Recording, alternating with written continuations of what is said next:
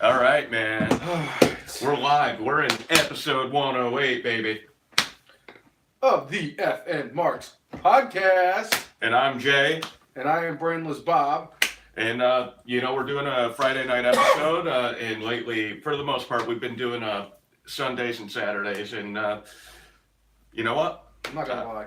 I like doing a Friday night podcast. I really do. If there's a way that we could start doing this consistently, that would be nice. It would be nice. But unfortunately, there's lots of life events happen. Yeah. So, but I mean, if we could do this. There was a point that we didn't even think that tonight was even going to happen because there was a chance that you were going to work late and then you could have met up with a lady friend. There were so many moving parts. Yes. So. It's funny because about a year and a half, almost 2 years ago, I think it was definitely over a year ago, I used to do a radio show on Friday nights. It was called the Hampton Road Scholars. And I actually enjoyed doing it on Friday nights. And I'm like, there's something about doing a radio show on Friday nights because it's like, it seems kind of dorky and all this stuff. And I'm like, no, it's the end of the week, man. It's the end of the week. Give the people what they want. And what do the people want? They want wrestling, motherfuckers. That's right. By the way, when I came up with the name for the Hampton Road Scholars, I kind of stole that from Cody Rhodes and the GOAT himself, Damian Sandow. And that awesome beard. Scholars. And we're just having being Hampton Roads, and it kind of works. Yeah. All right, so. Shameless plugging time. There it is. I've always heard about the power of 45. It's back, baby. Back. And as Mike Greenberg would say, better than ever. With voiceover by F&M Hall of Famer Billy D. Williams. Works every time. Yeah, baby. The dynamite taste of Colt 45. It works every time. And also, Bootiums. They make sure you ain't booty. Yes. that was a Sean Burke. Yes. Fucking save right there. I didn't think I was going to get it off in time because it was so good once it hit my lips. Yes. Yeah, so a lot to get to this week. Like, despite the fact that kind of a shortened week for us. And the fact that there really wasn't a lot WWE-wise because it was just basically Raw, Smackdown, NXT, 205. But there's a lot of there was a lot of odd shit that actually happened this week. In fact, there was even news that I saw right before we went live today. Yeah. That I actually wanted to bring up. All right. I might pull that up too because, Booyah. All right. But since we're going to talk about the most over thing on the podcast, we might as well bring out the most over thing on the podcast. No, I try every week to get this thing over. I think it's over. You don't think it's over. No, how many people asked for it? They never asked for it. Nobody ever asked for it. Nobody asked for the Colt 45 either.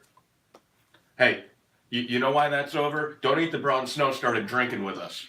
Like, literally, he would drink Colt 45 with us. Yes, he did. And El Jefe and all those guys, whenever they come, they're like, oh, we're drinking Colt 45, right? It's over. They don't ask about the whiteboard of wondertude. That goddamn whiteboard of wondertude is going to be in the F&M Marks Hall of Fame, goddamn it. It's the last thing I do. I'm not voting for it. I'm voting for it. Well, that means 50-50. That means no. That means we need somebody to be the deciding vote. And I will find that defining vote, whatever it is. Anyway, that didn't make any sense. I don't give a fuck. I've been kind of sick. Keep drinking, brainless one. Couple days. And anyway, so for this week, for the episode 108 of the F&M Marks podcast, we're going to do, as always, the good, the bad, and the brainless, which is now my new favorite part of the show. And the thing that stuck this week is I was going to cut together a thing for our YouTube channel, and my fucking video editor fucking shitted out on me. I'm pissed off. I'm hoping now that I've got, I think I've got a handle on what the problem is. So hopefully I will actually get the highlight from last week and put it on, and then I'll have one from tonight, and I'll put that on too. Okay. Booyah. Up. All right. Also on the thing, we're going to talk news and notes, and the whiteboard of wondertude.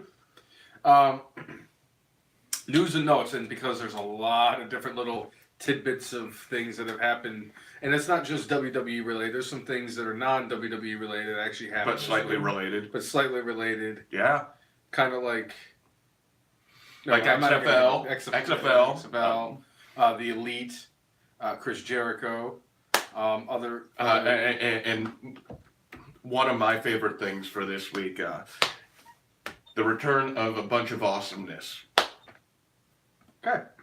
Yeah. Word. Booyah. Also, we're going to have the newest Hall of Fame inductee. We did a little discussion before this, and it's a go. It's a hell of a choice. I think it's a fantastic choice. I know you think it's a fantastic choice. Of course. The person who might be getting inducted into the Hall of Fame might not think it's a fantastic choice, but he's not might.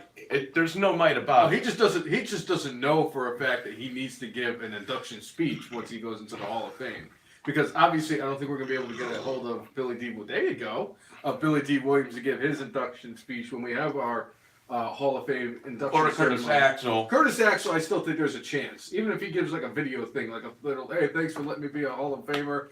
I love the fact that I've been part of this show for more episodes than the brainless one. But, neither here nor there. But this person does need to give a Hall of Fame induction speech. I'm sorry, they just don't know yet. Right. And lastly, and certainly not what is the last thing on here? Will the brainless one melt down? Melt down. Am I gonna melt down tonight? I don't know. Maybe so. I mean, I had that horrifically, horribly awesome meltdown 2 weeks ago, and I had my quasi meltdown, which was a little bit different type of a meltdown last week. And it's funny because with Dr. Denny's. Yeah, with Dr. Denny's, baby. Is that what we decided upon? Is he going to be Dr. Denny's? We didn't put it on the poll, but that was the one for me that was number one in the fucking clubhouse. I think that's number one in the clubhouse. I think that's the reason why I didn't put it to vote, because I do like Dr. Denny's. He's Dr. Denny's. And if we tag Denny's in it. Oh, fucking A, man. I was trying to think if there was a way that we could come up with a nickname that's like a play on his name. You know what? We should have thought about that before. Cassius Ho-Hos? That's pretty good. It's pretty good. Cassius Rolos? They're a whole load of smile, and yeah. Cashew Ono? See, I don't even need that time. I'm that quick-witted. It's amazing because you know why? I'm brainless. Right. So let's get into the discussion. So I say we do. Let's talk about the news and notes. Just because I want to kind of put it off, just in case. Sure. Somebody does pop in at the absolute perfect time. Like when Tommy shows up when we do the Curtis Axel bit. The GOAT. His favorite part of the podcast. Hey, thanks for tuning in, though. We appreciate it. Mm-hmm. We definitely appreciate everybody coming in. Right. What, news and notes? Yes, you're not saying anything. Okay. Go. So I go first. All right. So first thing I wanted to bring up this week is has to do with another. Since we were talking about goats, and to me, this guy is the goat of goats, who has goated more than goats have ever goated in the history of goatdom. Oh, jeez, I'm crow. And he's also on the wall. He is on the wall. He's on the wall. And he is a GOAT, and he has 2 lists. And that happens to be Chris Jericho. Chris Jericho, who has been claiming that he is going to be the hottest free agent of 2019, which says a lot, considering the fact that he's 48 years old. And the Elite are going to be free agents. And the Elite is also going to be free agents. And that's causing a lot of people to think that something is going to happen with them, as, the Young Bucks and Cody and Chris Jericho could all be in cahoots and go do something together. Their own thing, yeah. They could do their own thing. There's been talks that Jim Ross is going to be a part of that. I think it's all smoke and mirrors. No pun intended. Right. But this week, Chris Jericho, in fact, it was last night, Chris Jericho went out and was celebrating. It was actually his father's birthday. The babyface assassin, Ted Irvine? I know it's Ted Irvine, but I think it's the babyface assassin. And if I'm wrong, you know better than me. Who was a former Ranger and was one of the greatest New York Rangers of all time. It was his birthday, and Chris Jericho actually celebrated with his dad. And it just so happens that some of Impact Wrestling's hierarchy made an appearance, including one of my favorites, Cyrus Overhead. Right. Yeah, great. I forget what his fucking his real name is, but he was Don Callis. Don Callis, thank you. That's what it is. Don Callis, who was known as Cyrus Overhead, who was the head of the network when he was in ECW. He was also the Jackal, who was in charge of the group. Jackal. I forget the fucking group name is, but they had Kurgan. I remember Kurgan because Kurgan was my The favorite. Oddities. No, it wasn't the Oddities. It was before the Oddities. Okay. When they had like these fucking the military attire, and they had the fucking red berets, and I want to say Bull Buchanan might have been part of that too. I believe you're correct. Ah, fuck if I'm horrible with names and everything. But yeah, he was part of it, and it's starting to have people think that maybe Chris Jericho is going to be going to Impact Wrestling when his contract actually expires with WWE. He doesn't have one with WWE. He has one with New Japan. Oh, he has a New Japan contract. Wow. And New Japan is kind of doing things where they don't let them go to other places. So, yeah. So that's going to be very interesting to see what happens. I just think it's kind of, and not to disrespect the GOAT, I would never do such a thing, but to say that you are the biggest free agent in 2019 at 48 years of age would be like if, what's a good example? It would be like when LeBron James, like if he was, when LeBron James' contract with the Lakers expires in 4 years, if LeBron James were to become a free agent, and him saying he would be the hottest free agent of that offseason, and it's like, dude, you're fucking almost 40 years old. You've been playing basketball for a very, very, very long time. And Chris Jericho, you are still fantastic in the ring. I'm not going to take that away from you. You're still one of my favorites to watch in the ring. But to say that you're the hottest free agent at the age of 48, I don't care if you put me on the list. I'm sorry, I disagree. I politely disagree with you, Chris Jericho. But it is starting to raise some rumors about where Chris Jericho is going to end up in 2019. Right. So I wanted to bring that up. I think Jericho is the hottest free agent. New Japan became a bigger, more global thing because he went against Kenny Omega. Yep. It's all about getting eyeballs on your product. Yep. Who gets more eyeballs? In my view, Chris Jericho gets more eyeballs than Cody, more eyeballs than the Young Bucks. So Yeah. That's why I would say hottest free agent, and No disrespect to Cody. You should have. not even close. Not even close. It's no disrespect to Cody. Jericho is a bigger name. He's better. Yes. And that's why when he says hottest free agent, it's not about him performing in the ring. It's him getting eyeballs and still being able to go and still cut a promo, and he still does that. Yep. So. I can't argue with that one. I cannot argue with that one because Chris Jericho is still a polarizing figure in WWE and in professional wrestling altogether. Speaking of putting eyeballs on the screen, another thing that I saw this week that I thought was very interesting is everybody knows that SmackDown Live and possibly NXT are going to be moving to Fox Sports. Well, it's no possibly about SmackDown. Well, SmackDown definitely is moving, in 2019. But the whole possibly NXT is what I should have said. Is the NXT is possibly going to be moving to Fox Sports as well. Well, I think it would be FS1. SmackDown's moving to Fox. Fox. Yes. Fox 43. Fox 43 will have SmackDown on Friday. As we once upon a time known as Fox 61 up in the wonderful state of Connecticut, which will no longer be ran by the 50th best governor in the country. Yeah. But since this whole thing about specifically SmackDown moving to Fox, there's lots of rumors about what's going on with. One of the rumors that they had is they want Daniel Cormier to be one of the broadcasters for the telecast for SmackDown Live. They have that, and they also want it to be more sports centric instead of storyline. Less storyline based and more wrestling based, which is fine. You still got to have the storylines because you still have to build towards whatever the hell you're gonna do, and you can't just have you can't just have Daniel Bryan just show up and then here's AJ Styles showing up and it's like, all right, where's the storyline behind this? You still need them to talk. Obviously, you could get away with it because you have a lot of good performers on SmackDown. But another thing that I heard, because it has to go with you're putting eyeballs on the screen, is that Fox wants Ronda Rousey to be part of the SmackDown Live roster when they finally move to Fox later on in 2019, which I think is actually a really good move. Because Ronda Rousey, yes, she is right now arguably the most polarizing figure in all of WWE. She is the most popular figure in all of WWE, and because of her mixed martial arts, UFC I would background, disagree that she's the most popular figure in WWE. I'd say Becky Lynch is. So, but that's me. But do you think the casual fan would know who Becky Lynch is? I would. It's like the whole discussion you and I have had over the years, how we've said that 1 out of 4 people in this world will know who Hulk Hogan is. Yeah. If you went up to a whole bunch, like let's say we go out to, more people know who Hulk Hogan is than they know who Stone Cold Steve Austin is. Correct. So, I still think that Hulk Hogan is the most polarizing figure in professional wrestling history. Then it's Ric Flair. Polarizing? Polarizing. You keep on using the word polarizing. I don't know if you know what it means, man.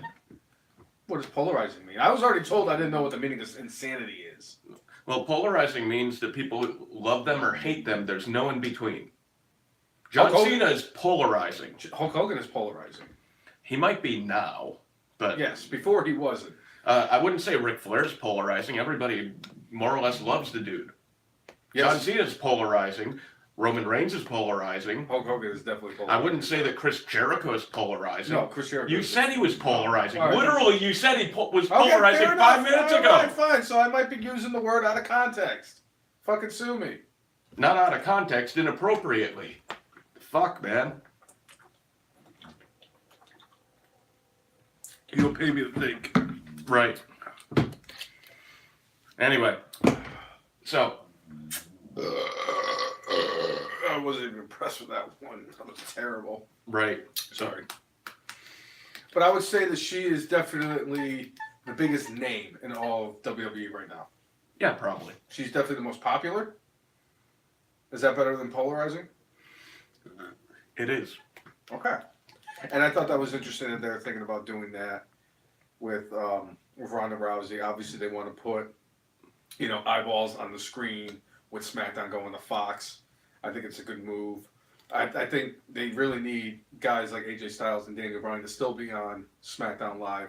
I wouldn't be surprised if they got rid of the whole brand split by then. I think it would be stupid because now you have fucking 2 titles on both. You have tag team titles on both shows.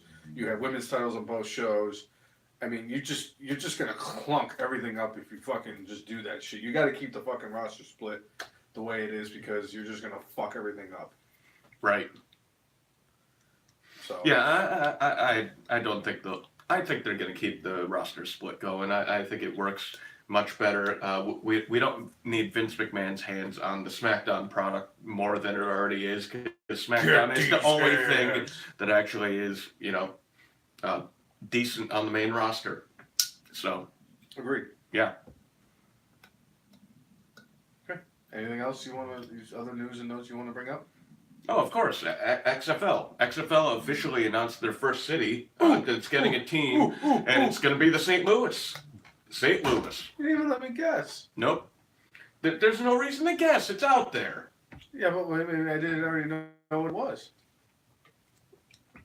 There are a lot of rumors of what other cities are going to get teams, and Vince McMahon had mentioned next week, I think next Wednesday, they're going to make an announcement for the other 8 cities or other 7 cities that will get teams. And the thing with St. Louis, obviously, they had a team and they lost their team. They had an NFL team and they lost it. Beyond that, I mean, I don't see San Diego getting a team. I don't think Oakland would get a team. It's possible. I think, to me, that the leader in the clubhouse, San Antonio, will get a team. I think San Antonio is it's a slam dunk that San Antonio is going to get a team. But since we are talking about cities that have lost teams that Vince McMahon could put an XFL team in, there is one city in particular that I could think of off the top of my head that lost a franchise that could really use an XFL team. All right. They could call them the Hartford Hellraisers.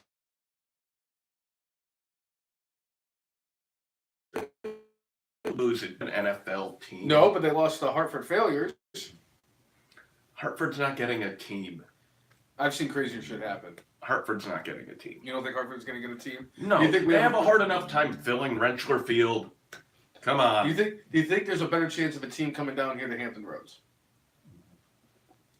No, because... What's up, Tommy? The thing to me that's the problem here is there's not a stadium for it already built. This league is starting up in 2020.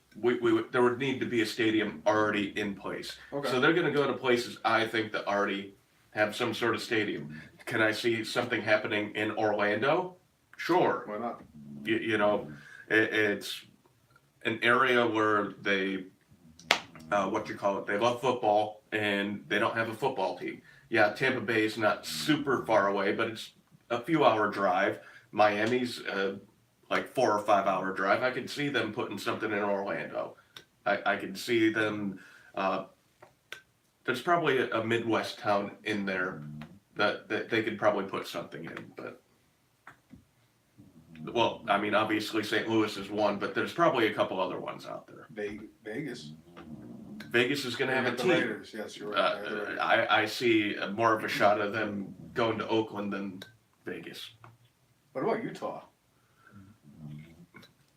Salt Lake City could have a team. They just don't have a big population. That's the problem. You need kind of like a population center that already has a stadium built. They could probably play at University at Utah. Yeah, they could play at the Ute Stadium. So Utah State. Yeah. I'm trying to think if there's any other teams, like maybe New Mexico. I mean, there's a lot of possibilities. Right. So it's going to be interesting to see who the other 7 cities are going to be getting. I really do hope, and I know this is just a fucking pipe dream and everything, but I really do hope they put one here somewhere close by in the Hampton Roads or even in Richmond. Because I wouldn't mind driving 2 hours away to go to Richmond to watch a football game. Right. It's better than going all the way fucking 4 hours away to watch the goddamn Redskins or the goddamn Ravens. 6 hours to watch the Panthers. I'd rather drive 6 hours to watch the Giants, and they suck. So, anyway, so that's another bit of news and information. Anything else? Well, I mean, one of my favorite things that happened all of this week is the Edge and Christian show came back. Oh, that's right. Edge and Christian show, season 2, actually started again, and episode was absolutely freaking hilarious. The best thing out there was Samoa Joe selling Girl Scout cookies, and anybody who did not like Samoa's... The dude, he fucking took the guy's head and he fucking slammed it in the fucking car door. Oh my god. It's fucking great. You know what my favorite part about that is you look at Samoa Joe and he's just basically an ass kicker. Mm-hmm. That's all it is. This fucking song is an ass kicker song. He goes out there and just beats the shit out of people. And just seeing him with the little Girl Scout cookie hat on and he's selling Samoans and the guy was like, "Do you have any of the peanut butter ones?" And he's like, "What the fuck?" Oh my god, it was fantastic. It was a side of Joe that not a lot of people are familiar with. And I think it's great because I know a lot of people have kind of like distanced themselves from WWE because they really have broken the fourth wall a lot. And I think the network has definitely made it that way. Whether it's like the 365 that they do or I think it's the documentaries that they do on the wrestlers and the My Life in Wrestling and Edge and Christian show definitely pokes fun at that stuff and Ride Along and all that stuff. And I think it's great. I love the fact that they did that with Joe. The Ico Pro commercials with fucking goddamn Tommy Dreamer. Was it Tommy Dreamer and Hornswoggle? Yes. Tommy's favorite wrestler, Hornswoggle. Hornswoggle, who's not alive in the Royal Rumble, or the greatest Royal Rumble ever, or anything. Well, he's alive in life, I guess. That's all that matters, isn't it? Mm. Can't say the same thing for Vern Troyer. I just made that really sad. He's got that really sad. We need that. You went dark really quick. We need that soundbite. You know what we're gonna do? We're not gonna just go and get any fucking sad. We need El Jefe to say sad and have it be a soundbite. Sad. Wrong. And also of newsworthy is something I did see this right before we went on the show is the relationship between Aleister Black and Selena Vega. There's been rumors around that they were dating, and they are no longer dating because they got married. Good for them. It's tough to find love in this world. And Zelina Vega looked very nice this week on Smackdown. And good for them. And not good for the rest of the male population who likes women. But good for them. They found love in this crazy world. Now, if you could refute that, then that's fine. But I actually read that online that they're actually just No kidding. Oh God, that's just one more I get to cross off my list. I can still think about her at night. And in the day, and in the bathroom stall, the mom driving home. To the windows, to the wall. I was singing that song last week. Was it last week? Yeah, last week when me and El Jefe, when me and El Jefe were hanging out at the George Washington Tavern. And that was the week where I was the Oreo. The best.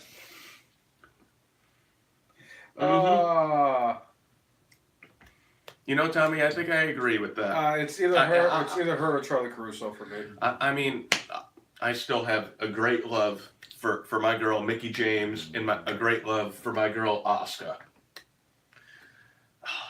I wish she would break my soul. By the way, it took me a few days, but I got my soul back. Good. It's probably about Tuesday when I finally got my soul back. Boom. It took me. It was very, very sad day for the Braves one. Yes. But that's okay. I'm used to it by now. I don't fucking care. Yes. So, yeah, good for Aleister Black. Good for Zelina Vega. Glad they found each other. It's interesting though, like seeing like the fucking kickboxing video that they had together, and it's like, I think you owe me a couple anyway. I know, I still do. That's okay. I pounded that down a lot faster than I thought it was going to. Right. But you always pound it down faster, so there's really. Of course, you finish the fucking 40 before I do most. You pound it down faster. That's what she said. Right. Don't you have that soundbite? I do somewhere, but you know, I might need to add "Hit It and Quit It" to our roster of sound bites.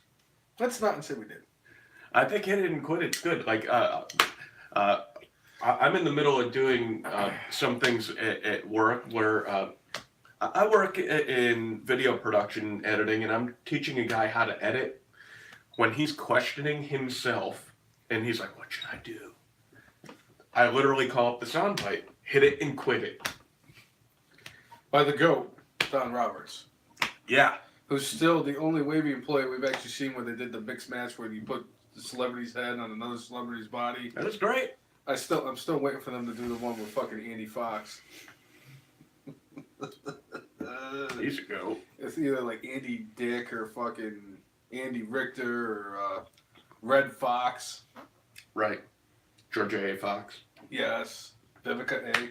Fox. Alicia Fox. Although I don't think anybody would ever get that one except for like you, me, Jesse, and Jeff, but that's okay. Right. Oh, excuse me. Oh. Let it go. Came from my soul. So anyway, before we move on, I'm going for my good for this week was the return of the Edge and Christian show. I thought it was a fucking great episode. It was hilarious.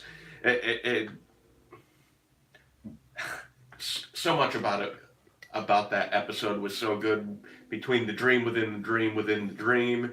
John Cena fucking killed it. I fucking love that shit. And like Vince McMahon still being frozen from 2 years ago, and then Christian, they had Weekend at Vinny's instead of Weekend at Bernie's, and fucking great.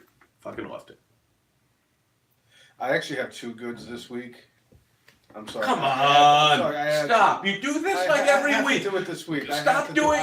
You varner yourself every week. You pick one. You pick one. I can't pick one. You pick one. Good. You pick one. Guess what? I probably have like 20 things that were actually good this week. I pick one. I'm picking two. It's not like I'm picking like 14 like Jesse does. You pick one. I can't. That one's a tough one. Oh, do I really have to? It's because you sit there and like, I have a gun to your fucking head. You pick one. Pull the trigger then, because if I can't just pick one, then just kill me. Well, you told me you were going to jump off the Gilmerton anyway. Well, yeah, right? Yeah, but that's besides the Just point. because I got 3 on the line doesn't mean that you need to jump off the Gilmerton. One in the oven. What's that shirt from fucking Police Academy? One in the oven. I don't know. Fuck! I gotta watch that movie again. Right. The original? Yes, the original.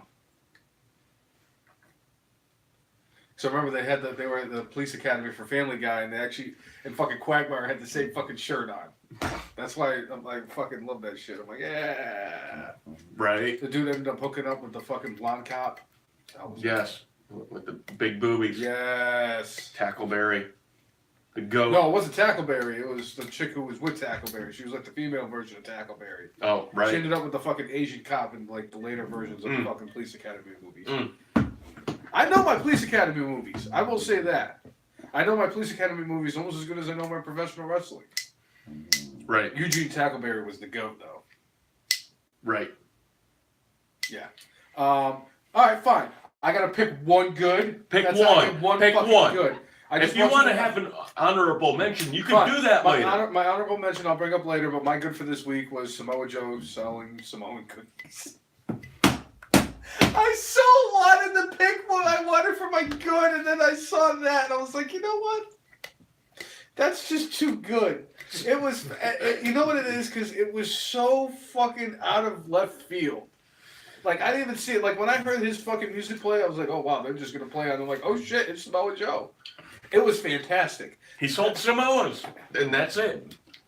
That was my favorite thing on the fucking Edge and Christian show since they did that thing about things you can't talk about. And it was with AJ Styles in season 1. It was like his run from 2002 to 2014. And I'm like, dead! They fucking shit all over TNA because fuck TNA and their stupid pay-per-views and stupid booking and shit like that. But yeah, Samoa Joe selling Samoan Girl Scout cookies was my good for this week. And it was not even just good, it was great. It was fantastic. I fucking loved it. I actually have a much better appreciation for Samoa Joe because of that.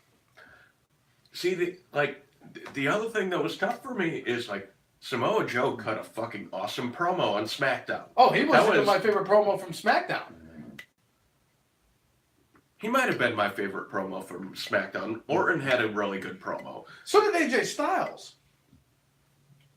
That was my honorable mention for my good was AJ Styles promo from SmackDown Live. Hell, you could throw all 3 of those promos, every promo that was cut on SmackDown. Actually, you could probably do that whole Jeff Hardy 20th anniversary segment was pretty damn solid. Jeff Hardy is not the best promo ever, but the video package they put together for him, and eventually he kind of ramped up the audience where they're like, "Oh yeah, fucking yeah." Jeff Hardy, Jeff Harvey. The only way that would have been better is if they had Mike Adamle, Matt Hardy out there. I mean, the whole delete thing. If Jeff would have said, you know what? Not only can my brother do this, but I can slam a tornado too. Stop. Nobody can slam a tornado. Except for Matt Hardy. A lot of wrestlers can slam a hurricane because it's on TV. You just go on the network because... What's up with that? They can all fucking slam a hurricane. Not everybody can slam a giant, though. Or a haystack. Right. I bet Cesaro can. I bet you Hulk Hogan could body slam a haystack. Because he body slammed the giant. Pretty sure he body slammed the Yokozuna. Just like Lex Luger. When I fucking hate that fucking dude. Never mind. Anyway. So. Yeah.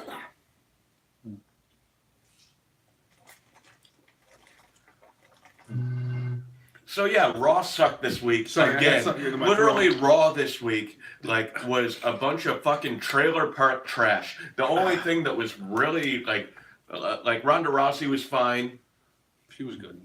She's always good. Elias is the GOAT. Oh God, yes, he was fantastic. Fantastic. I don't even want. Oh God, you know what? I think we're gonna get to number 4 on the whiteboard in wondertude. I really didn't want to fucking go on this fucking tangent. You know? No.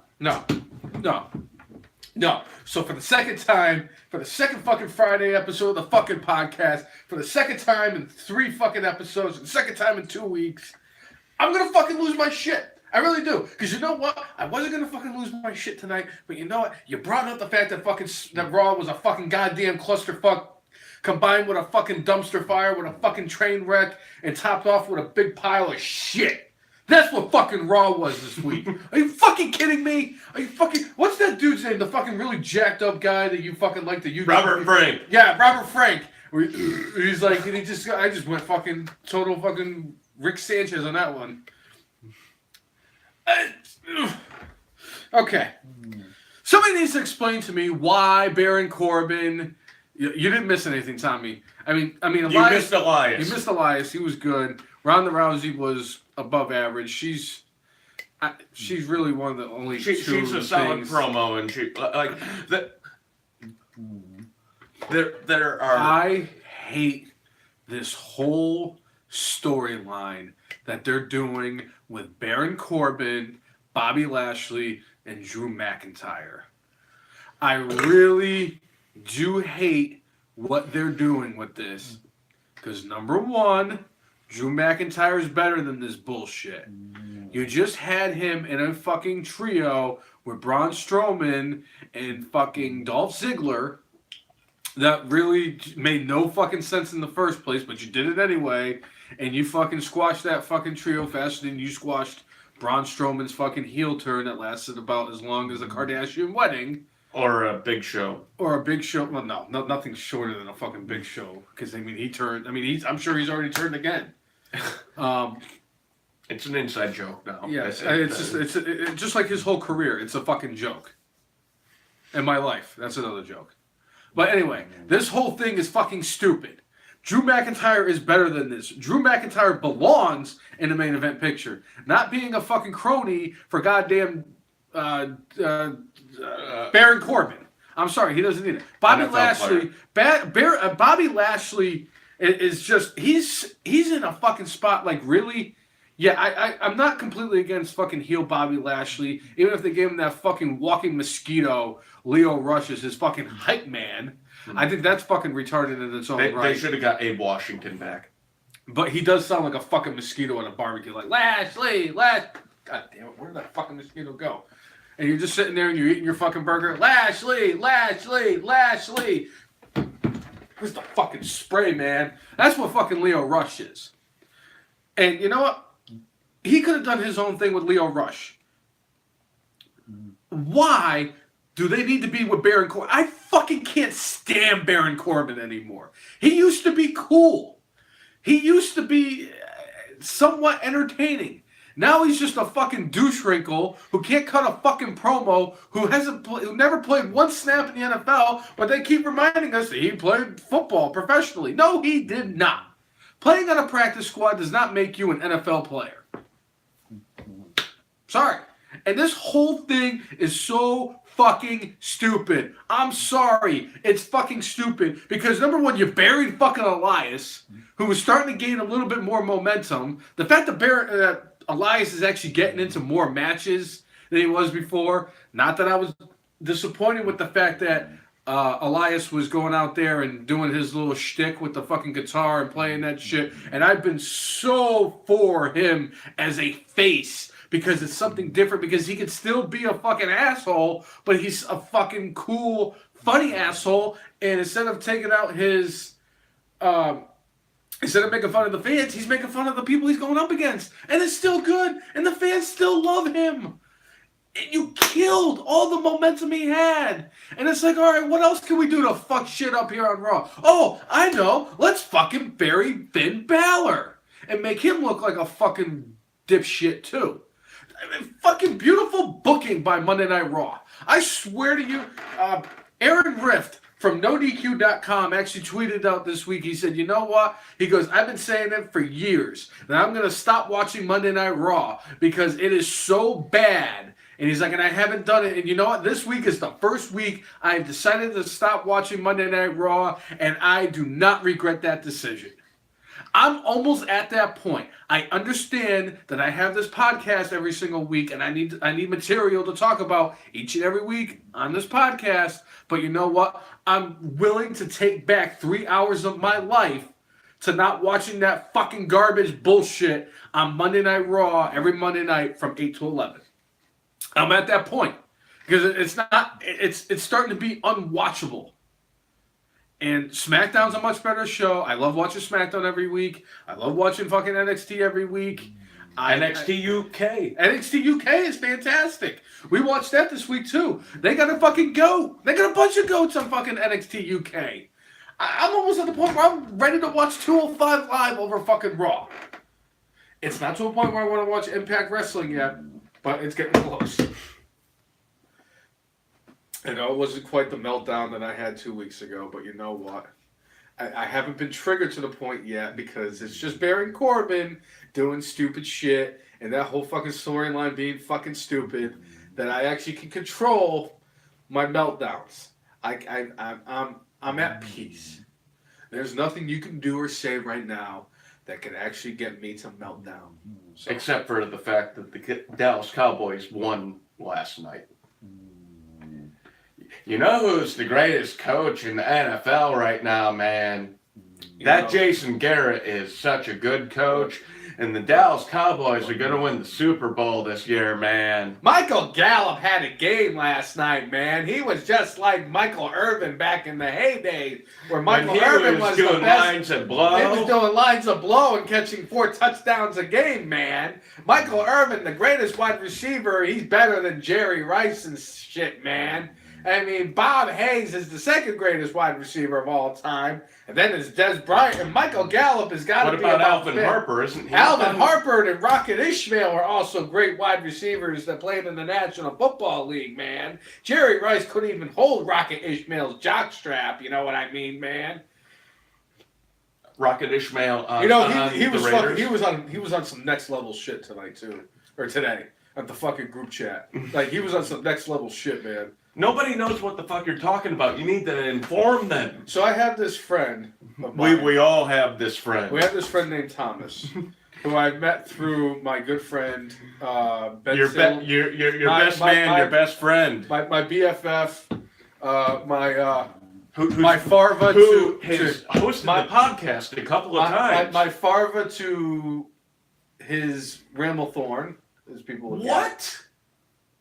He's Farva. What? If we're gonna do Super Troopers, he's Farva. I mean, I'd be more like Mac, but I mean it's because we're Ramrod. Car Ramrod, get it? No, okay. Basically, I'm his anvil to him being the Hitman Bret Hart. God damn, I can't believe I'm saying that.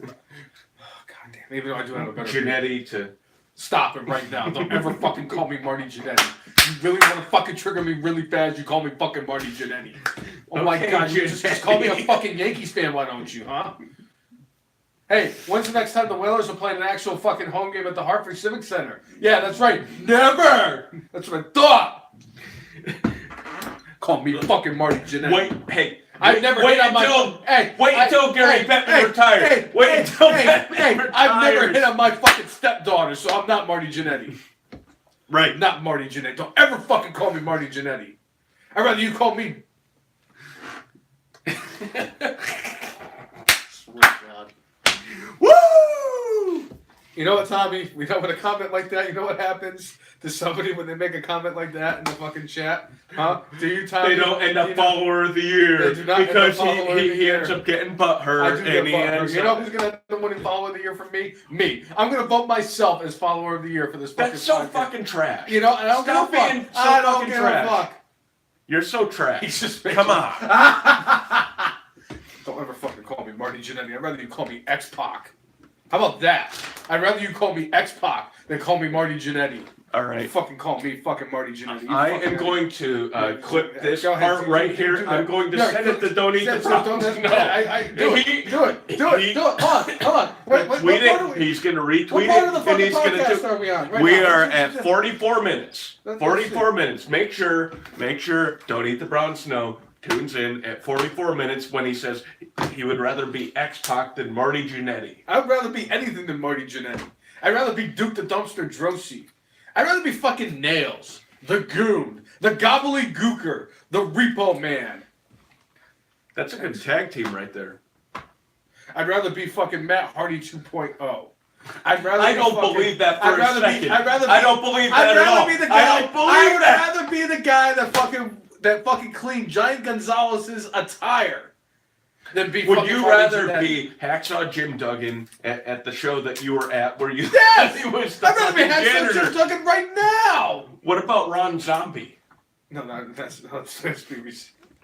I'd rather no. How about no, Jim Ellsworth? no, yes, no, yes. no, You said anybody besides Jannetty. He came up with a name. Okay, so Tommy, so I give Tommy credit. Tommy did come up with a name that's actually worse. You said to come up with a name. He came up with a name. He did. And he finally came one. He stumped the brainless one. He came up with a name that's actually worse out there than Marty Jannetty. Because I've never hit on a 16-year-old girl. Funny story. Lawrence Taylor did more than that. Woo! Woo! At least none of the players on the New York Giants ever killed anybody. I wouldn't go that far. They probably have. What about Dave Beckett? He's another great Giant. Oh wait, he's in jail for a long time. I know he was a Patriot too, but right? Oh, goddamn. Yeah. Woo! Tommy, 2-time follower of the year. Right. Not to show my hand a little too early, but he knows. He might be number 2 in everybody's program, but he's number 1 in the brainless one's heart. Right. Anyway. Sorry, I'm a little congested. Right. Swear to See? God. I swear to fucking God. Yeah. Anyway, so there was a really cute girl that was at work today, and I was like, oh shit. I'm like, she's really fucking cute. And I was like, and she was giving me the fucking look, like she would look over to me and she would she would do that blushing smile and everything, and I was like, oh, Does she have the dimples? She did have the dimples. Good. Yeah. And I was like, oh shit, I'm like, she's really fucking cute. So I did my due diligence when I had a chance, when I was on lunch, and come to realize I'm old enough to be your dad. Whatever. Literally, Hey, old enough wait. I've got a coworker that I'm old enough to be her dad. I have no problem with, like, yes. She is old enough. As long as she is old enough to make her own decisions, Let's man. Let's just put it this way, Jay. It'd only be legal if I took her to the state of Connecticut and not here. Okay. Because in the state of Connecticut, 16 is legal, just frowned upon. She doesn't even have her license then? Ugh. No. Although You really are taking after LT. I could be wrong because she did bring her car in, so she has to have been. Maybe I just did my math wrong. I have been feeling a little under the weather because I've had a cold the last few days. But yes, but Tommy, He has a math problem. He has an English problem. He has a science problem. I don't have a history problem though. I know my history. Fuck science. The only thing I know about science is Bill Nye the Science Guy is the GOAT. Not Mr. Wizard. Mr. Wizard was fucking fantastic too. Right. But, Anyway. excuse me. Woo! Keep moving. Where am I going? I don't know. You said something and you stopped. I basically told you that there was a chick that I saw at work that I was. And you didn't finish. And she might be 16. She might be older. She might be older. The fact that she brought in the car, Oh, she was cute as shit too. She was a real cute girl. yeah. And that's the one thing I will say about my fucking job. There are a lot of attractive women that come in and out of that place, whether it's on my side of the building or the other side where our fucking other part of our company is at. And I mean, there's just goddamn. Yes. But anyway, that was. I'm going to do more research. So what you're going to do, you know what you need to do? You need to lay some more pipe. Yeah. Hit it and quit it. Yeah. Hit it and quit it. Set it and forget it. Yeah. Set it and forget it. Booyah. If there's grass on the field, play ball. Yes. If she smokes, she pokes. I learned Something that one like from that. Family Guy. Giggity. Giggity giggity. Giggity goo. Boom. Anyway, so other than Marty Jannetty, other than the fact you call me Marty Jannetty, Right. I mean, what else could you? I mean, you have triggered. Anyway, that's right. That was what we were going back to. So yeah, so our friend Thomas, who is a huge Dallas Cowboys, Duke University, Chicago Cubs fan, and then he roots for the Devils and the fucking Nets. I mean, that's like you. That's like being excuse you. I like the Red Wings. I like the Orlando Magic. Yeah, I told you. I like the New York Giants. I told you what it's like being Orlando. You do understand what it's like being an Orlando Magic fan. It's like watching the movie Titanic every single fucking season. That's what it was like watching the Red Sox for most of my life. And it was like watching the Red Sox until about 2004. And now we don't have that problem. Because we were only we were even supposed to see 1 and we saw 4. So far. We could see 5 this year. Nathan Eovaldi. By the way, hopefully Dave Dombrowski, Tom Werner, and John Henry. Thank you. I hope you all are watching the podcast. Actually, I hope you're not after that fucking little shit show. I hope you're watching the podcast so you can know that the brainless one really always has a brainless moment. And I just want you to know that I really hope that you guys re-sign Nathan Eovaldi to a whatever contract. Whatever the fuck he wants. I don't give a fuck what the hell you give him. Just give him whatever he wants. In the words of John Malkovich in the movie, I think it was Swingers. No! Are you fucking kidding me? What was that movie? When we finish with this fucking podcast, I'm putting that fucking movie in. We're watching the whole fucking thing, and you're gonna learn. It's called that man fucking money. Rounders. Rounders, that's it. Yes. Rounders. I've seen the movie. I don't need to see it again. Yes, you do. No, I don't. Yes, you do. You fucked it up. I don't need. You fucked it up. You have multiple goats in that movie, and it's about betting. I know Edward Norton's in it. Multiple goats. Matt Damon. Yes. Pay that man his money. One of the greatest quotes in fucking movie history, too. Yes. I fucking love Rounders. It's a good movie. It's terrific. By the way, speaking of the Cowboys and everything, I had said to Corey, I said, I'm like, I really do hope it's the Cowboys and the Patriots that's in the fucking Super Bowl this year, because I would just kill myself. I really would. I would actually commit suicide if it was the Cowboys and the Patriots in the Super Bowl. You said that last year about the Philadelphia Eagles being in the Super Bowl. And then I realized there's actually a team out there that's worse than the Eagles, and that's the Cowboys. And then him and I were going back and forth and things that we would rather watch than the fucking Patriots and the Cowboys in the Super Bowl. So the first thing I thought of that I would rather watch. One Night in China? No, I didn't even think of that. I'm One Night in China, baby, with X-Pac. I did. You know what would make it better? If Marty Jannetty was in that movie too. And his stepdaughter. Yes. Yeah. Morgan Freeman, I think banged his stepdaughter. Yeah, but he's Morgan Freeman. He's a goat. Marty Jannetty is the butt of every fucking tag team joke in the history of professional wrestling. And I don't understand why. The dude actually had a good career. Intercontinental champion, multiple-time tag team champion. He's actually, to me, above the Coco Beware line. Oh, God, no. He's above the Coco Beware line. I'm not saying Coco Beware is a Hall of Famer because he fucking sucks. And he does not deserve to be in the Hall of Fame. But if Coco Beware is the line, guess who's above it? Marty fucking Jannetty. Because he was in several WrestleManias. He won several titles. Not just one. Several. And guess what? Coco Beware won 0. He was the Birdman. I have no problem with the Birdman. I have no problem with the Birdman. The Bird was more over than Coco Beware was. The Bird is the word. Frankie was more over than Coco Beware. Yes. The thing with there was nothing wrong with the Birdman. He main evented the first thing I ever saw. First thing I ever saw was a main event with the fucking Birdman going against the one-man gang. Who should be in the Hall of Fame, too. In Muzzy fucking Field in Bristol, Connecticut. I have nothing against the Birdman, but the Birdman is not a Hall of Famer. No. The Birdman is a turd. The Birdman, Coco Beware should not be a Hall of Famer, I agree. Marty Jannetty is definitely He's above the line, though. I don't give a fuck. He's above that fucking line. Vince McMahon set the line very low, And Marty Jannetty No is shit, he way said the above it. fucking You know line. who else is above it and who's in our fucking Hall of Fame? Vader. And he is somehow Hey, you know not. who else is above the line and is also in our Hall of Fame? Curtis Axel. You know who else? He's an Intercontinental Champion. He's a former multiple-time tag team champion. He has longevity. He is the fucking...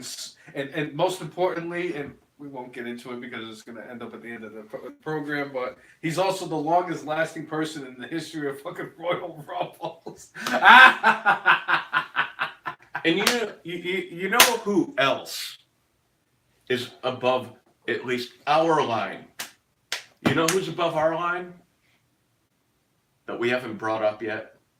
There's a lot of people who are above our line. I don't even know where the... We have this week's inductee into... Oh, we're going to do that now? We're talking Hall of Fame, baby! Okay, that's a hell of a... We're talking Hall of Fame! You know who's the first kind of viewer... kind of been on the podcast, Yeah, he has been. and the show is named because of him. You are absolutely right. I did not even think of that. But The show was named okay because of him. So, when I pitched the idea of this podcast to Jay, and I'd say around end of May, early June of 2016. Curtis Axel was still alive in the Jay, 2015 Royal you're Rumble. Absolutely right that Curtis Axel was alive in that. And I'll tell you right now, Jay was 100% on board with doing this podcast. And because, he's a fucking mark, I'm a fucking mark.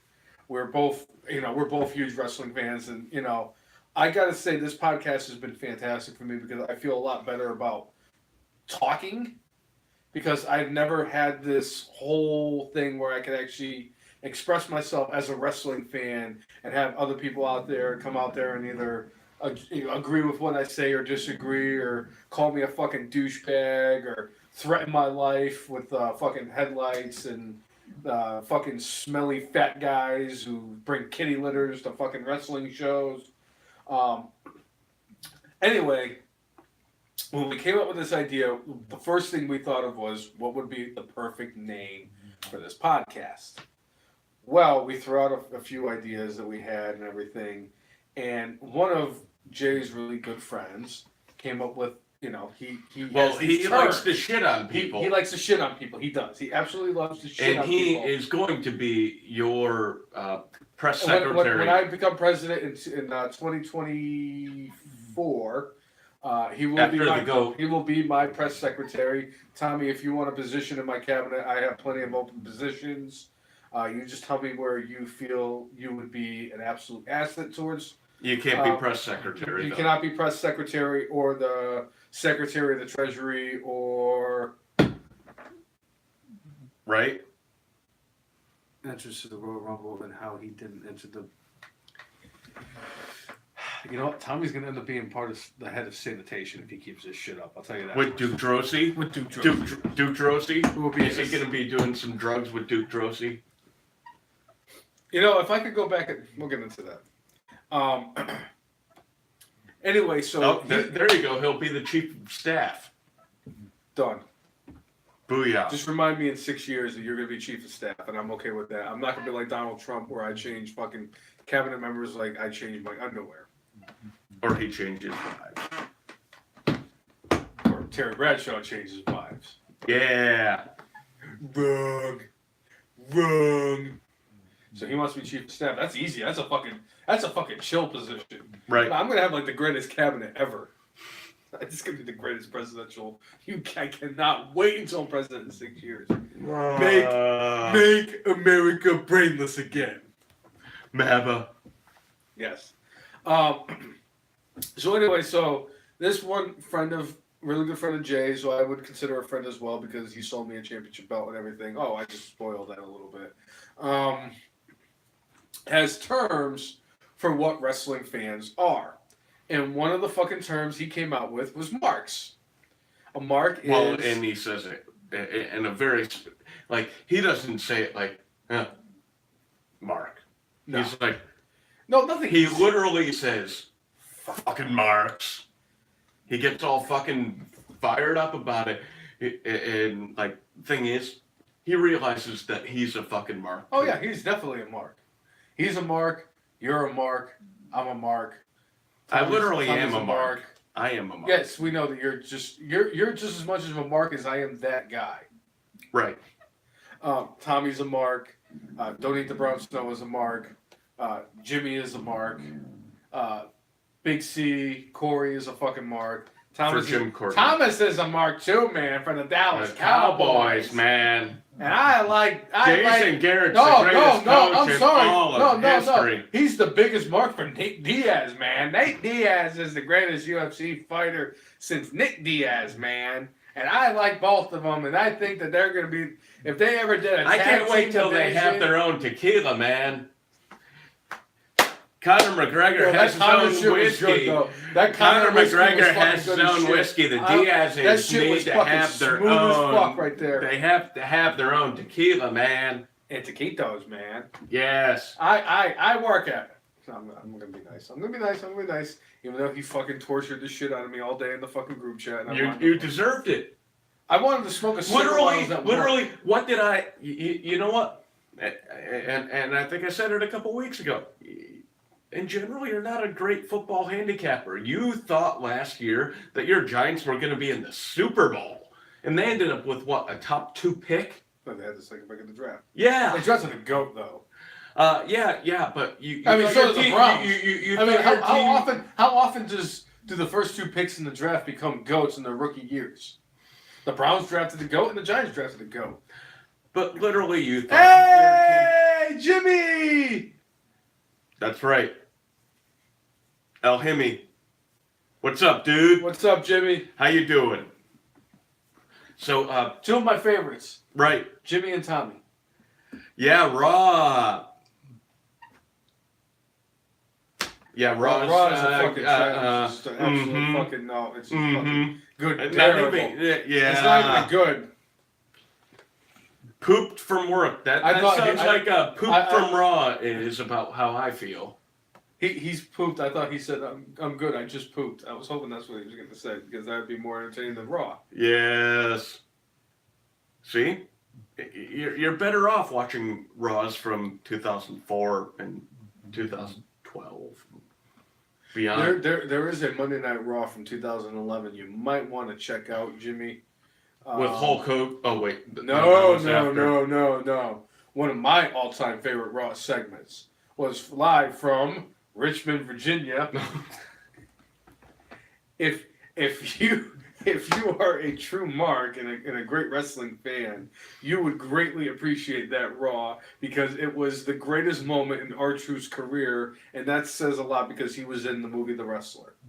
Not only was he in The Wrestler, he had one of the greatest heel turns ever when he started smoking a cigarette after he beat the crap out of John Morrison. He fucking showed up at the Richmond Coliseum dressed as a Confederate soldier, and he's saying the Saints come marching in. That was one of the... Fucking Steve Austin's face when he came out dressed like a Confederate soldier is what makes that fucking segment that much better. Because just like Steve Paul Orndorff. Because seriously, he's like, what? Just like Paul Orndorff during the Brock Lesnar Orndorff during Hogan's birthday party, 60th birthday. When fucking Brock Lesnar told him party's over, Grandpa, because Paul Orndorff knew exactly what us marks were thinking at home. It's like Hulk Hogan could sit there and get all fucking pissed off about it, but what's Hulk Hogan going to do to Brock Lesnar? He's going to get turned into fucking dust. He's going to get turned into dust. Hogan is going to get picked up, put in an F5, and when he fucking hits, he's going to break apart like a fucking jigsaw puzzle. And fucking Orndorff is probably going to have an orgasm when that happens. He's going to jerk off with his bad arm. I think Paul Orndorff hates Hulk Hogan more than the Iron Sheik hates Tito Santana. I say that for years. I said that for years. I would book Hogan versus Lesnar, just so I could watch Lesnar kill Hogan in the ring. Not like kill him, but he would just die. It wouldn't be like manslaughter. Right. Anyway. That's two people who agree with me. Book it up. WrestleMania 35. Hulk Hogan versus Brock Lesnar. The Beast in the Metrodome? The Beast versus the Goat. Right. Oh, God, I hope he's there. Yes. That would make everything worthwhile. Wow. Nice, Jimmy. Rough, but yeah. That's fucking yeah. Anyway, so when it comes to this podcast, he did have an instrumental part in the naming of this podcast, and he was the first ever guest of this podcast. So I feel like he is the person who is the most deserving of being a Effin' Marks podcast Hall of Famer. And I think the fact that he's going to fucking love the fact that he is going to be inducted into the Effin' Marks podcast Hall of Fame. So after we put in the GOAT Billy D. Williams and the GOAT Curtis Axel and the GOAT Vader, we just got to continue with going with GOATs. So today, the fourth inductee of the Effin' Marks podcast Hall of Fame is none other than our favorite guest and a man that you have a fucking shirt for, Sean O. is the newest inductee in the Effin' Marks podcast Hall of Fame. Right. Woo! Can Hulk Hogan still throw punches? That's my question to you, Tommy. I think it's pretty sad, and this is how I'm gonna answer this question for you, Tommy. Hulk Hogan's best match happened in Rocky III.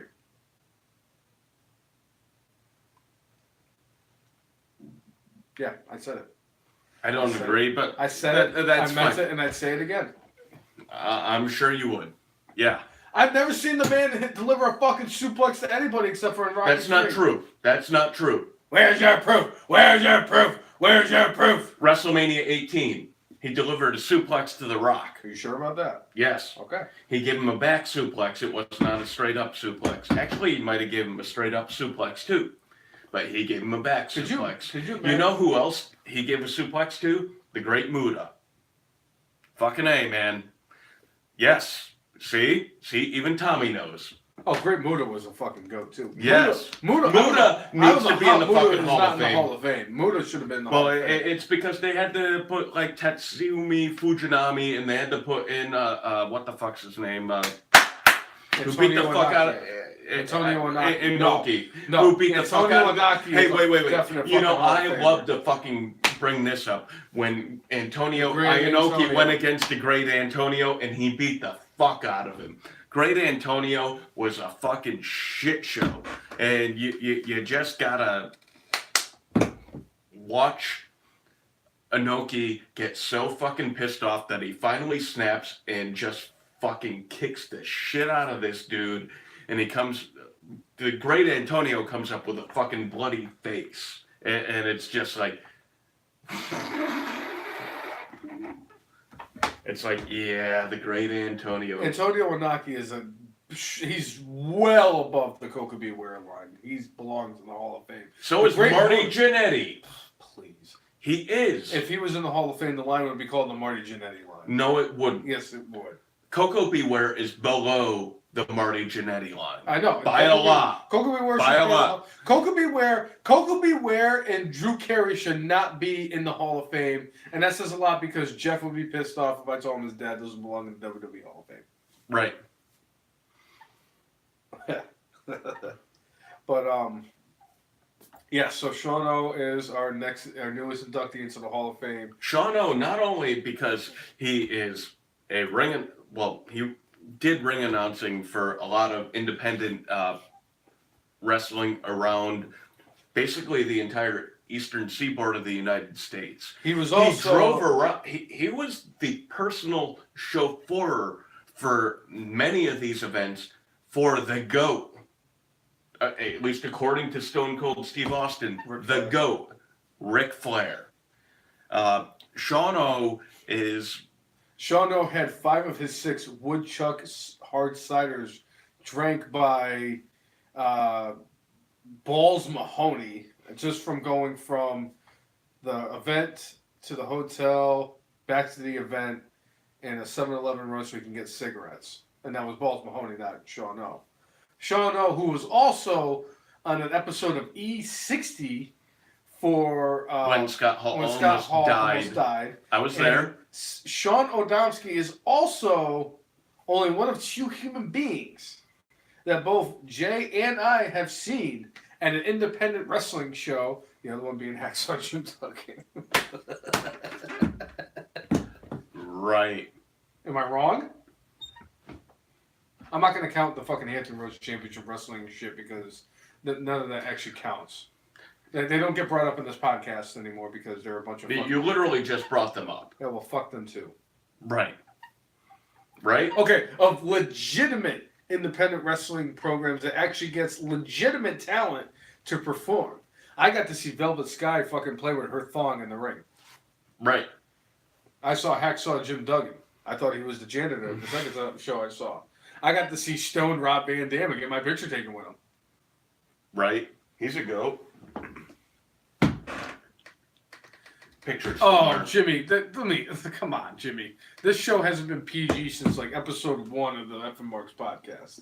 Right. Even when you couldn't see a damn thing that was going on. Yes, I was very vulgar at that point too. Very, very sad day. Yes. Oh, the Sky thong, yeah. She basically bent over and you could see her fucking thong. She was wearing yoga pants in the ring. I was definitely hard. Congratulations, Bully Ray. That is why you are a Hall of Famer. He could be another Hall of Famer for us. In the future. Yes, he could be a future FM Marks Podcast Hall of Famer. Just like Sean Odomsky. Who is a FM Marks Podcast Hall of Famer. Who is the only Hall of Famer who has to give a speech. He just doesn't know yet. I'll send him a message. He'll probably send us a video. Like, you guys are fucking fucktards and... I can't wait to be the press secretary of the United States of America. It's going to be the greatest day in all of this country. It'll be like the phone promos that we get. They have on Mixed Match Challenge and all sorts of other things. Are you fucking bored with what's going on? Why are you yawning? Why are you yawning? I can't be tired? You can't be tired. Did you have your soul fucked this week or something? At the beginning of this week, yes. Okay. Actually, it was the end of last week. Okay. I also worked That's 45 hours, and I've been, like I said, I've been feeling a little under the weather the last couple of days. I think it's just because of the weather change. Because we went from, like, I'm wearing shorts today, and, like, I was wearing fucking pants to not shorts today, for, like, a day or two. Today. You know what? You're not going to get a lot of sympathy from Jimmy or Tommy, because guess what? They probably already had fucking snow already. You know what we haven't had? Fucking snow. We barely even had a fucking frost. We barely had a frost. Can I get like 30 seconds of Stugatz in myself? Okay. The reason that I yawned was I've just been sick the last few days. I got laid on Saturday and I haven't heard from the chick ever again. He had 8 inches a couple weeks ago. I think it's really late. It's past my bedtime. It's a Friday night and I have nothing better to do. I need a fucking cigarette. I need a fucking Monster. The Monster I drank just wore off. That's what Stugatz does. He makes excuses. You tamed my monster. She tamed mine too. Yes. Yes. You have to admit it. Let it out. Let it all out. Let it all out.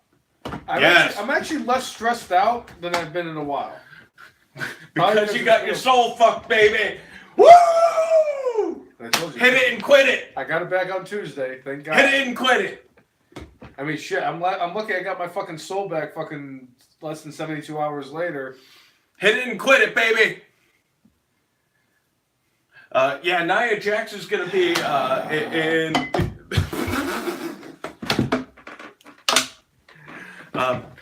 Why? I said it. Why? I said, you know what? You guys can't fucking trigger me to a point where I'm gonna get fucking pissed off. You know what? I said it. And then fucking Jimmy comes in there and and fucking was like, oh, so you think Nia Jax is going to be a fucking F Marks Podcast Hall of Famer? No! Because you know why? Because if Nia Jax was in the WWE Hall of Fame, it wouldn't be called the Coca Beware line into the Hall of Fame. It would be the Nia Jax line into the Hall of Fame because she doesn't fucking belong there. I don't give a fuck if that fat cow has actually won the Raw Women's Championship. She does not belong in the Hall of Fame. She fucking hurts people. She can't cut a fucking promo. She wants fucking sympathy for the fact that she punched somebody in the face and she fucking hurt her hand. And you know what? This week on Raw, her fucking promo sucked. She's not that fucking good. She's not fucking good. Oh my God. I can't believe that WWE has finally gave us a female in the women's division that's actually worse than Eva Marie. I didn't think it was physically possible. But you know what? So, I didn't think it was fucking possible. And they did it. They fucking gave us Nia Jax, a 272-pound Neanderthal that can't fucking wrestle. And the only reason that they fucking push her out there is because of who the fuck she's related to. Yes, you're right. I was fucking wrong for all those years where I said that Charlotte Flair got pushed because of the fact that she was the Nature Boy's daughter.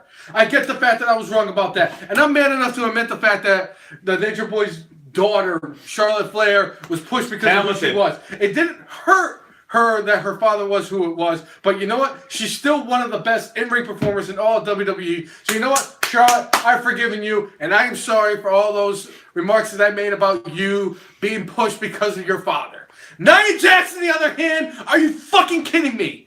Everybody knows that the only reason that they fucking keep putting her out there and pushing her and giving her fucking title matches is because of the fact that she's related to the fucking Rock. Are you fucking kidding me? She's gotta go. Just fucking release this fucking fat cow. The fact that I was on fucking her Twitter and people were like, oh, Nia Jax is my hero. Oh my God, Nia Jax deserves this. Oh my God, no, she doesn't. She doesn't fucking deserve this shit. She's gotta fucking go. Fucking release this bitch.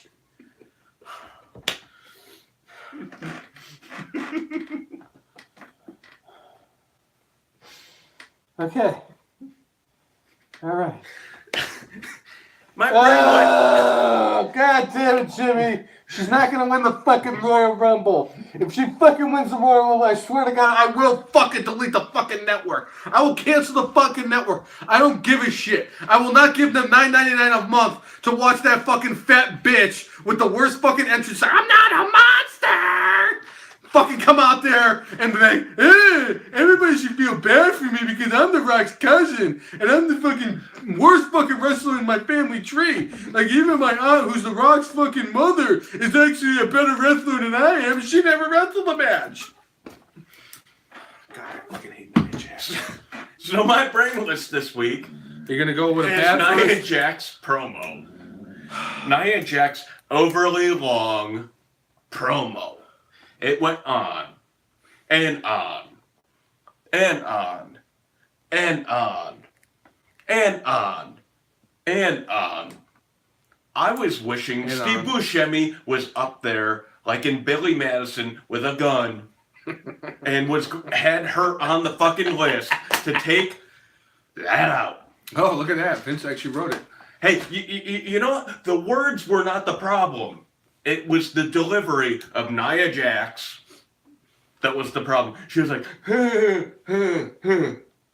and like everything felt super forced and felt scripted. It didn't feel real. And that's the problem with a lot of the shit that we see. Like, where it doesn't feel real. It doesn't, like, that's why I love fucking Samoa Joe, is because, like, he finds a unique angle, and you can tell, like, it's like, I believe every fucking word that comes out of his mouth.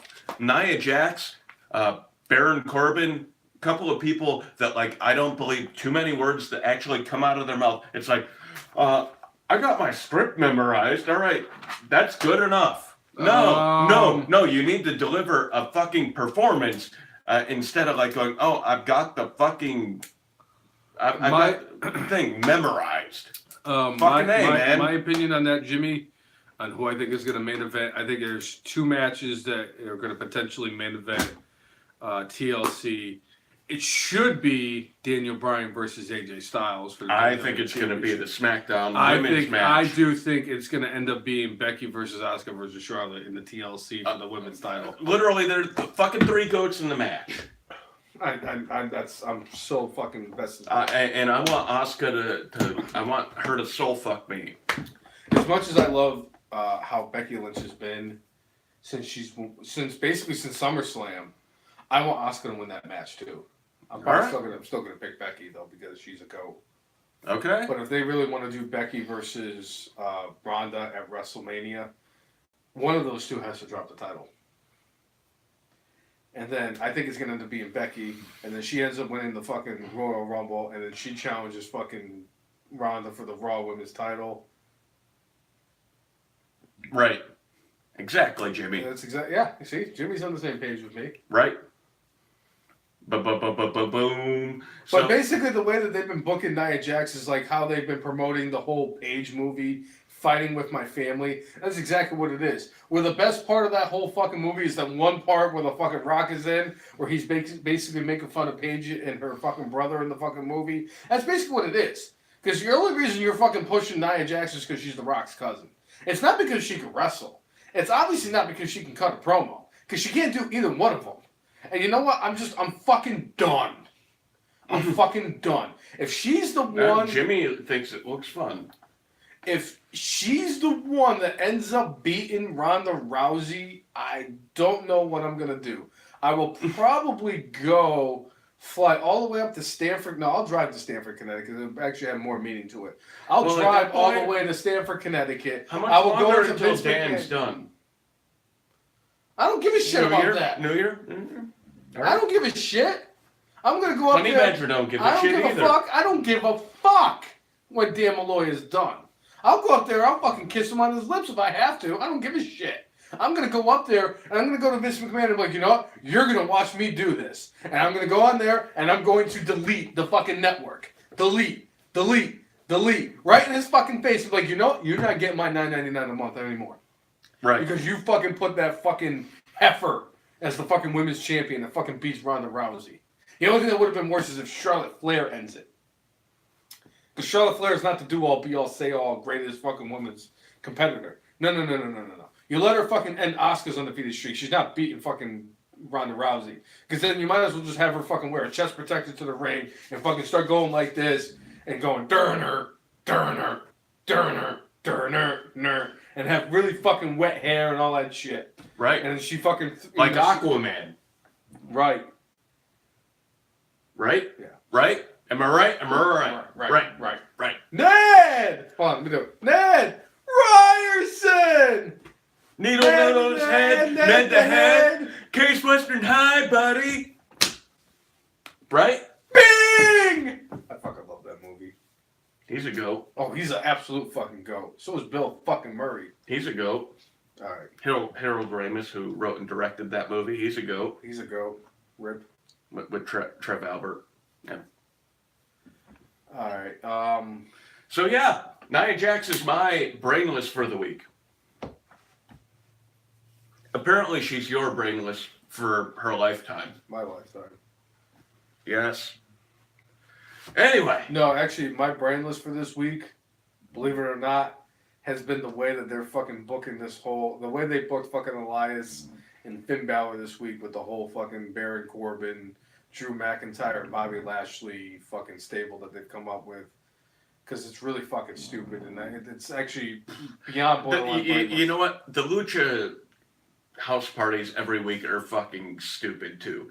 It's like, they're supposed to be faces, but they're cheating and having them in these matches where they don't need to tag in and out. It's kind of funny, though, like, listening to the commentators, like, Corey Graves losing his shit about this is kind of hilarious. I like Corey Graves losing his shit about it. Corey Graves could be my good every single week because he really is that good every single week. I fucking love him because he is the closest thing we've had to Bobby Heenan since Bobby Heenan retired. Was Bobby Heenan? Yes. Bobby the Brain Heenan. Yes. Who is, will always... Jimmy, thanks for tuning in, bro. Thanks for tuning in, Jimmy. Always a pleasure. We'll catch you later. And you know that Bobby Heenan always has a very special place in my heart. I came up with my fucking moniker because of Bobby Heenan. Because you are the antithesis. Yes. He was the brain, I am the brainless one. But Corey Graves could be my fucking good every single week because he is that. I like the guy a lot. He is definitely my favorite broadcaster of any of the shows. Wrong. He's my favorite. My favorite. Of the broadcasters of any show. Over Charlie Caruso. She's not a broadcaster. She is. She is. She is. She is an interviewer. She is. That is a broadcaster. Andy Fox. That's right. You're right. Andy Fox is a broadcaster. What does Andy Fox say every morning? Good morning, broadcasters. Because guess what? Reporters and anchors are all broadcasters. All right, fine. He's my favorite color analyst, play-by-play guy in all of WWE. All right. Okay. All right. Good. Fine. Good. You fixed it. He's my favorite of guys who are on TV for 70% of the television time, at least. Charlie Caruso is my favorite of all the people I want to sleep with. You know, it was almost my bad this week, but I'll put it on my honorable mention for bad. Michael Cole ended up on Smackdown this week, and he announced the whole Jeff Hardy 20th anniversary of signing with WWE. We used to have Michael Cole for way too much. Now we don't have him for quite that much. And thank God we don't see him that much anymore. So thank the fucking maker. Michael Cole is not on all the shows anymore, but seeing him on SmackDown, he was almost the bad for this week. See, I had no problem with him being that guy on the SmackDown thing. I know that he's been there the whole time that, like, Jeff Hardy, like, of the 20 years. But no. Michael Cole, I don't need to see you. I'd rather see a fish tank or a fishbowl. Thanks, Melanie. And the dog's snoring right now in the corner. Put Dixie in the corner.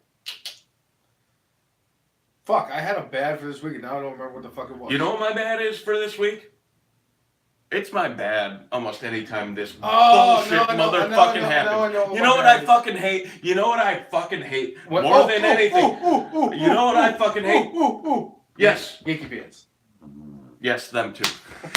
I hate. Can I take another guess? I hate when motherfucking champions lose. Clean. Lose clean. They lose clean, and I would say this match, technically speaking, they lost the match clean. Yes, there was shit that happened before the match, but guess what? As far as what was going on in ring, everything was clean. They lost the fucking match. If you lose the match, you lose your fucking title. That's what it should be. I'm sorry. I love the Usos. I love the New Day. I love, in general, the SmackDown Tag Team division is fucking awesome. I'm sorry. You need to go up the fucking ladder instead of having your fucking champions go on TV and fucking lose. You know what? Don't have them fucking lose a match on TV. Okay, you sit there and you set up a thing like going, all right, you beat this team, you beat this team, this team. You beat all the top teams except for the champions. Then you go against the fucking champions. You don't sit there and go, hey, we're going to have them have a non-title match against champions.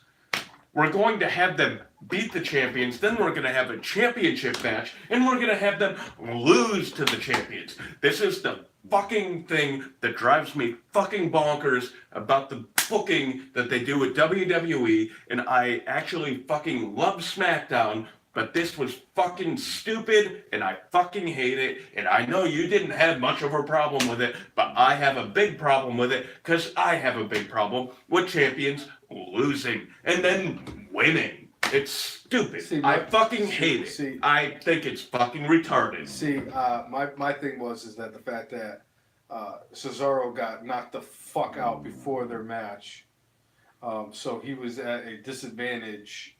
So basically, they were fighting. The match went on for like 20 minutes. I'm sorry. It doesn't count for me at that point. So that's the only reason I had, and that says a lot considering who one of the four participants in the match was for me. And considering all 4 participants, they're all fucking goats. But yes, there's one that is more of a goat than any of the other ones, and it's the goat Sheamus. It's a shameful thing, Lobsterhead. But it's funny that you said that because we kind of are on the same page, technically speaking, for what our fucking bad is. Because your bad is the fact that the tag team champions lost cleanly to the Usos on SmackDown Live. My bad this week is, for the love of God, for the 2,305th time, the fucking Big Show turned again. Just get rid of him. Mark It's Henry a and the fucking Big Show. joke now. The Mark Henry and the Big Show used to be a fucking inside joke because the two of them would fucking turn a bajillion times a fucking year. And everybody's like, oh, well, Mark Henry's a fucking goat. Well, Mark Henry is a goat. I mean, everybody's a goat. I fucking love Mark Henry. One of the most underappreciated wrestlers of all time, and a well-deserving Hall of Famer. The Hall of Pain was just fantastic. And the fucking salmon-colored fucking that segment he had against with Cena on fucking Raw was still one of my favorites. I still got a lot left in the tank. I fucking love Mark Henry. I will always love Mark Henry. Even though he did that stupid segment with fucking Mae Young where she gave birth to a fucking hand. You know what? That goes along with one of my life philosophies. Don't give birth to a hand? You either do something so fucking amazing that you remember it, or do something so fucking terrible that you remember it. Oh, you mean that hand thing, you're going to remember it. You could have fucking Alzheimer's and you're like, remember that fucking stupid thing I saw where the woman gave birth to a hand? You're going to remember that when you're on your deathbed when you're like 20 years older from now. And like 20 years older from now.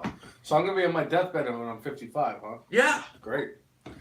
I mean, you talked about going up to Gilmerton like earlier today. Yeah, but that's committing suicide. I'm not going to be on a deathbed if I commit suicide. Come on, have you heard yourself? Have you heard yourself? Honestly, you sound like you're 20 years older than me. Like moving around, you're like, Yeah, a lot of that, by the way, is just for dramatic effect. A lot of that's for dramatic effect. I'm just like, I hate moving. You kind of sound like Peter Griffin when he fucking falls in.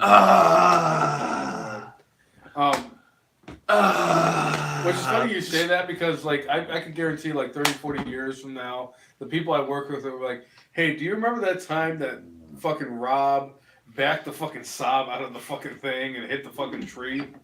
Yeah, that's going to be me. You brought that up. I mean, there's people that fucking crash. Hey, wait. We didn't bring that up on the podcast. You have now officially opened that can of worms, baby. So basically, about the week before, fucking brilliant, man. Fucking brilliant. I love it. So like 2.5 weeks ago, I was at work, and there was a Saab in the fucking bay, and I had to move it out. They asked me to move it out because a customer was trying to get their car in there to get the estimate taken care of for the accident. The car in there. So they asked me, they're like, hey, can you move it out? Yeah, sure, no problem. Hit it and quit it. I go in there and I'm like, oh, it's a Saab.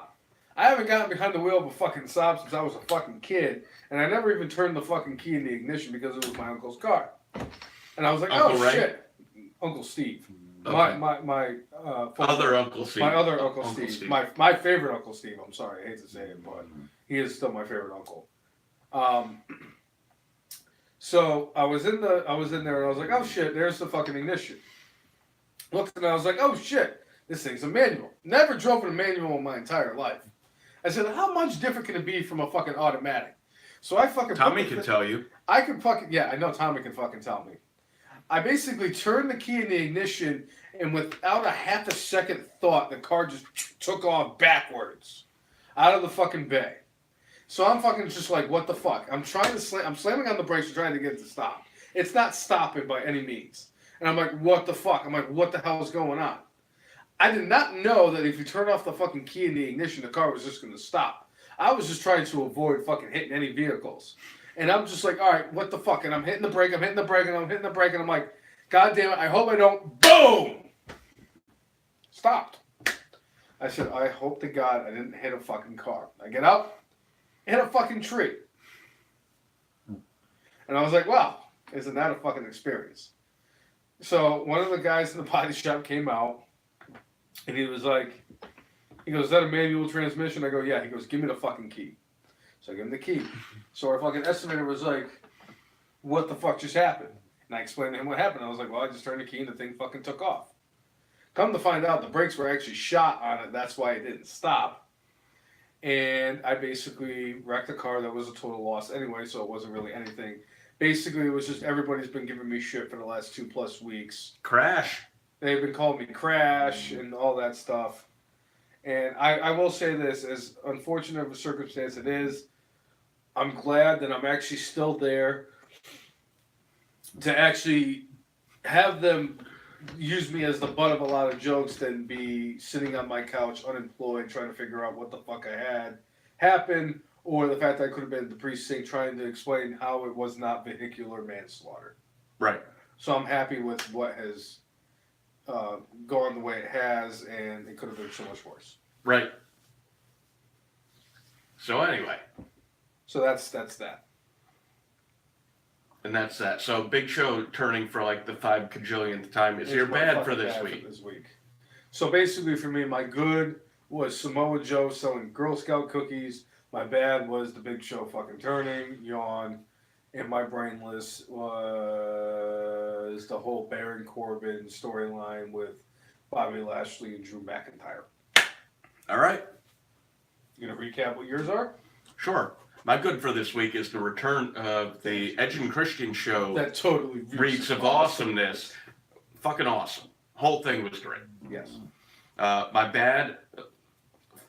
Fucking bar losing. The bar of losing to the Usos. I'm sorry. You sit there and you make your way up the fucking ladder. Bar. And then my brainless is Nia Jackson, her fucking promo. It was just torturous, and it went on forever and ever and ever and ever and ever, and not amen. This was forever and ever, and I felt like I needed to like drink a gallon of bleach by the end of it. Yes. Agreed. So. Thank God Elias is on Monday Night Raw. Yeah. Only saving grace of that damn show. I will say this. I'm sure at some point during 2019 I will stop watching Raw altogether. Maybe at that point they'll just move Elias. You know how I am. I watch when Elias is on and I go to bed. That's how I used to be. Because damn it, nothing else is good enough. That's how I used to be. There's nothing wrong with Seth Rollins either. Nothing wrong with Seth Rollins or Dean Ambrose storyline. Nothing wrong with that. But like the other shit is so unbearable. It's like going, shit, it's in the middle of the show. Sorry, not gonna do it. I'm still pissed off about the fact that they've like Renee Young knows nothing that's going on with her husband. I'd like to see like if they end up finally going with something about like, oh yeah, she's really known the whole time. Fine. Is this like part of a storyline where they're bringing fucking Coach back? Is this part of a storyline where like Renee's going to be his manager? Is this part of a storyline where they're just going to fuck on live television? Who knows? I don't know. I don't know. All I know I keep the network for that. You know, it was my brainless a couple of weeks ago where I was like, what the fuck? You're a married couple. Even if you hate each other, you kind of know what the fuck's going on. Yep. I'm sorry, but like, they're teasing the fact that she knows more than she's letting on. I'm hoping they finally like pay this off, but it's fucking WWE and it's fucking Raw, and Vince McMahon is sitting there probably jerking off thinking about the different cities he's going to put the XFL teams in, and he's not thinking about fucking Raw. And that's probably why Raw has been so fucking shit lately. Well, maybe it's either that or they don't know what the fuck to do because the big dog is battling. I mean, that was their big plan going forward, but I mean, it's not like they had a bunch of trash below him. Seth Rollins was like the hottest thing on the roster like 4 months ago. And then he ran into the man. Becky Lynch? What the fuck are you doing? I'm trying to do her entrance song, but clearly I'm not doing it right. Anyway. So So, did we discuss our news and notes for this week? Yeah, we did. Did we announce our inductee into the GOAT, Evan Marks Hall the of Fame? GOAT, Sean O, who was the man who named the podcast, though he didn't know it. He didn't know at the time that he named it, but he named the podcast 4 or 5 years ago, which is several years before the show even existed. He got a kick out of the fact that we were calling ourselves the F and Marks too. So we pay homage to Sean O every week because we call it the F and Marks podcast. Yep. Did I melt down by chance? Yeah, a couple times. I did. Yeah. 44-minute mark in. I definitely. I'm sorry. 34-minute mark and 74-minute mark. Yeah. We did discuss Hornswoggle and how he is no longer alive in any Royal Rumble. The only thing he's alive at is life. Did we do our good and the bad and the brainless? We damn straight did. Did we miss anything this week yet? Did we touch base on everything, or was there something we're missing? Oh! Something I wanted to do. If you do like what you're watching this week or any other week during the podcast, whether it's episode 108, or if you watch episode 59 or episode 72 or episode 17 or episode 1, make sure you continuously watch us, make sure you like us on Facebook, follow us on Twitter, follow us on Periscope, follow us on Instagram, and subscribe to us on YouTube at the letter T, the letter H, the letter E, the letter F, the letter N, MARKS. If you follow us, we will follow you back. That has been our mantra since day one. Is H. Get it out. That'll be fine. And we do appreciate everybody who tunes in each and every week. We love our fans and followers every single week, especially you, Tommy. Mr. Probably two-time F and Marks. Oh, he's going to be my vote. Let's be serious. For 2 seconds. He's probably going to end up getting my vote again for the second year in a row. We'll see how it goes. Yeah, we'll see how it goes. Don't worry about it, Tommy. Anyway. So I think that there's one thing left to do. What would that be, Cousin Bobby? I think that today, on November 30th of 2018, on a day where I was extremely pissed off when I saw my fucking paycheck at work, but we're not going to go there, for an astonishing 1,404 days, and I really need to pee, and I need to have a cigarette, but former Intercontinental Champion and Tag Team Champion and F and Marks Hall of Famer Curtis Axel is still alive in the 2015 Royal Rumble.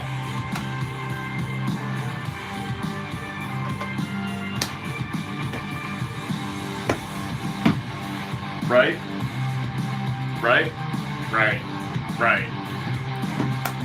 So that was episode 108 of the F and Marks podcast.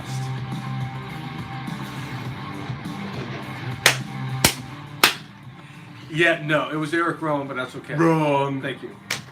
So, anyway, for episode 108 of the F and Marks podcast, I'm Jay. And I'm Brainless Bob. Make sure you mark out with your guac out. All right, everybody. See you next week. Maybe it's Friday. Maybe it's Saturday. Maybe it's Sunday. Maybe it's Thursday. Maybe it's Wednesday. Maybe it's Chuck with the Fratellis. It's Chuck with the Fratellis. Maybe it's Chuck with the Fratellis. I'm changing it up. I'm changing it up. Thanks for tuning in. All right. We'll see you, everybody. Enjoy your weekend, people. See you.